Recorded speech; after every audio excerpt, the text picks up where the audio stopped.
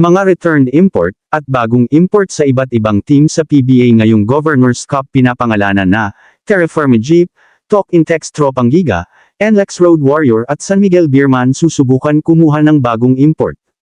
Hito nga pag-uusapan natin, ang bagong nakakatakot na mga bagong import. Si Brandon Edward ay isang import player para sa Terraform Jeep sa Philippine Basketball Association, PBA. Kilala siya sa kanyang atletisismo at kakayahan sa pag-score. Na nagdadala ng malaking epekto sa koponan, ang kanyang presensya ay nagpapalakas sa parehong opensa at depensa, kaya't siya ay mahalagang manlalaro sa lineup ng Terraforma.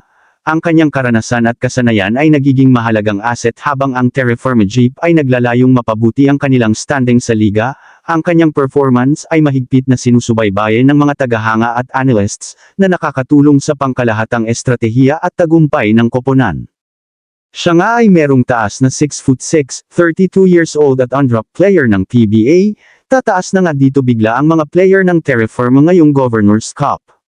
Si Mike Henry ay isang import player para sa NLEX Road Warrior sa Philippine Basketball Association, PBA. Si Henry ay kilala sa kanyang lakas at versatility sa loob ng court, na nagiging dahilan upang siya ay maging epektibong manlalaro sa opensa at depensa.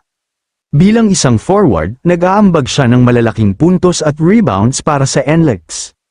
Si Mike Henry ay may ilang katangian sa paglalaro na nagiging epektibo para sa kanyang koponan, kilala siya sa kanyang lakas, na nagbibigay sa kanya ng kakayahan na makipagsabayan sa mga mas malalaking kalaban sa loob ng paint. Maaari siyang maglaro sa iba't ibang posisyon, partikular bilang forward, na nagbibigay daan sa kanya na maging flexible sa opensa at depensa. May kakayahan siyang mag-score mula sa iba't ibang bahagi ng court, maging sa loob ng paint o mula sa mid-range at 3-point line. Mahusay siyang rebounder, parehong sa opensa at depensa, na nagbibigay ng karagdagang possessions para sa kanyang koponan.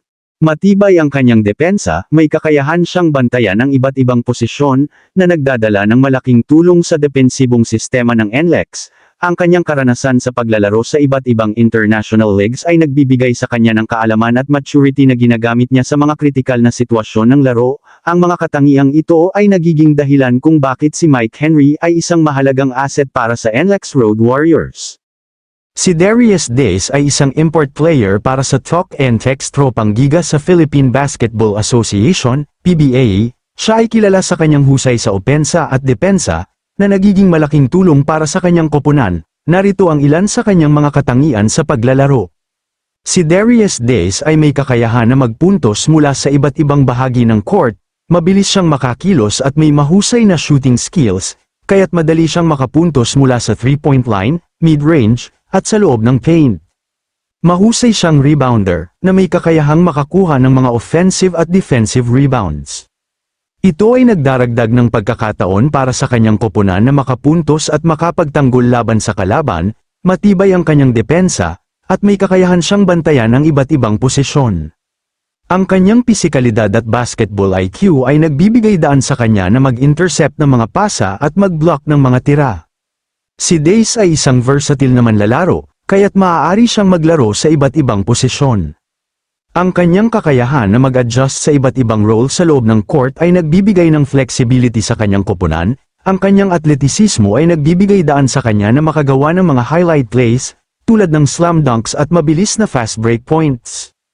Ang kanyang bilis at liksi ay nagiging malaking bentahe sa transition plays. Bagamat import player, si Darius Days ay may leadership qualities na nagpapakita ng kanyang kakayahan na mag-influence sa kanyang mga kasama sa team, lalo na sa mga kritikal na bahagi ng laro. Sa kabuuan, si Darius Days ay isang mahalagang asset para sa Talk and Text Tropang Giga, at ang kanyang kontribusyon sa parehong opensa at depensa ay nagiging susi sa tagumpay ng kanilang koponan. Si Taurus Jog-Ella ay ang import ng San Miguel Beerman para sa kasalukuyang PBA Governors Cup.